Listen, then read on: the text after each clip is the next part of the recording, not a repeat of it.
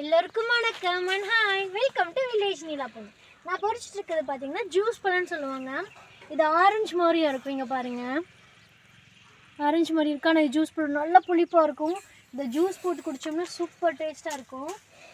So இங்கே பாருங்கள், இது காய், இது கொஞ்சம் பழமாயிடுச்சு. இதெல்லாம் நல்லா பழமாயிடுச்சு. ஆமாம், இங்கே போச்சு,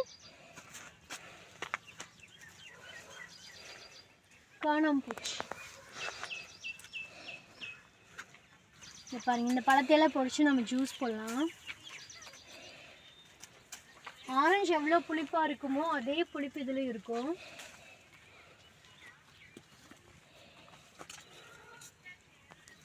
இங்கே பாருங்கள்,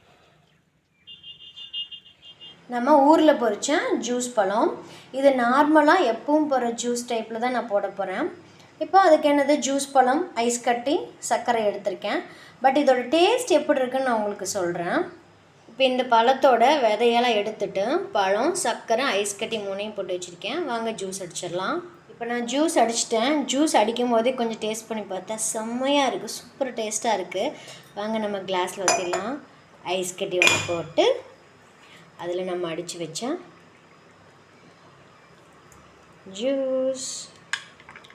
வாவ், சூப்பர் டேஸ்ட்டு அட்டகாசமாக இருக்குங்க. நம்மளோட ஜூஸ் பழ ஜூஸ் ரெடி. சூப்பரான டேஸ்ட்டாக நல்லா இருக்குங்க, சுகரியாக. கண்டிப்பாக நான் இன்னும் இது ஃபஸ்ட் டைம் நான் வந்து என்னோடய வில்லேஜில் பொறிச்சு டேஸ்ட் பண்ணுறது அந்த பழத்தை. நெக்ஸ்ட் டைம் நான் போனால் நிறையா பழம் பொறிச்சிட்டு வந்து நிறைய ஜூஸ் போட்டு குடிக்க போகிறேன். நீங்களும் உங்கள் ஊர் சைடு வந்து இருந்துச்சுன்னா இந்த பழத்தை பொறிச்சு ட்ரை பண்ணி பாருங்கள். மறக்காமல் சப்ஸ்கிரைப் பண்ணிடுங்க. தேங்க்யூ.